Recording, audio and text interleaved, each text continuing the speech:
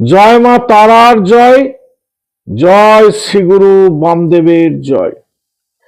আপনার যদি সকল কাজেই বাধা আসে, ব্যবসায়, বিদ্যায়, চাকরিতে, অর্থ উপার্জনে, তাহলে এই প্রক্রিয়াটা করে দেখুন।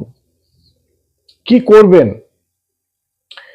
একটা 2 ইঞ্চি পরিমাণ সাদা অপরাজিতা গাছের শিকড় তুলতে হবে, কিন্তু সেই শিকড়টি তুলতে হবে চন্দ্রগ্রহণ চলাকালীন। যখন চন্দ্রগ্রহণ চলবে ঠিক সেই সময়ে সেই সাদা অপরাজিতা গাছটির শিকড়টি তুলতে হবে। তার আগের দিনে গাছটিকে জাগাতে হবে। তার আগের দিনে সন্ধ্যায় গাছটির কাছে একটি গোটা পান, একটি সুপারি, 1 টাকার একটি কয়েন নিয়ে সেই গাছটির সামনে যেতে হবে।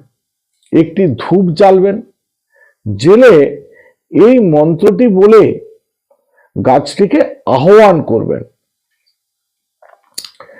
ত্রেতা যুগের গাছ তুমি, কলি যুগে জাগো, যে কাজেতেই লাগাই আমি সেই কাজেতেই লাগো বলে আপনি কি কি কাজগুলোর জন্য ওই শিকড়টি তুলছেন সেগুলি সব জানাবেন।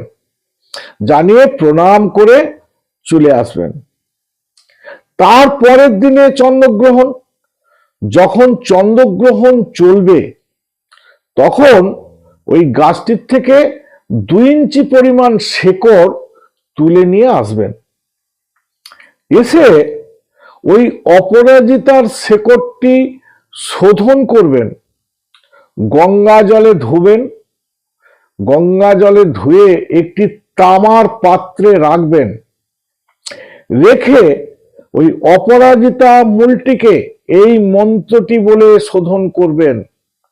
নম অপরাজিতা ওই নম, অশ্ব অপরাজিতা মন্তস্য, বেদব্যাস ঋষি অনুষ্টুপ ছন্দ, শ্রী অপরাজিতা দেবতা ওই বীজং হৃং শক্তি সর্বকামার্থ সিদ্ধাত্মং জপে বিনিয়োগ।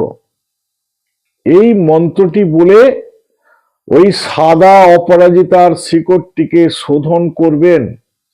করে সেটি আপনার ডান বাহুতে একটি কবচে পুরে সাদা সুতো দিয়ে ধারণ করবেন। রাজ সম্মান পাবেন,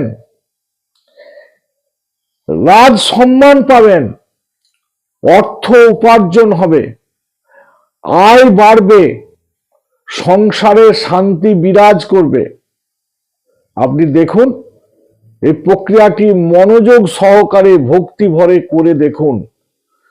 আপনাকে আমি যে যে কথাগুলো বলছি আপনি সেই কথাগুলোই ফল পাবেন। অতএব নমস্কার, আজ এই পর্যন্তই। যদি আমার ভিডিওটা ভালো লেগে থাকে তাহলে লাইক করুন, শেয়ার করুন, কমেন্ট করুন। আর যারা আমার ভিডিওটা প্রথম দেখছেন তারা আমার চ্যানেলটাকে সাবস্ক্রাইব করুন।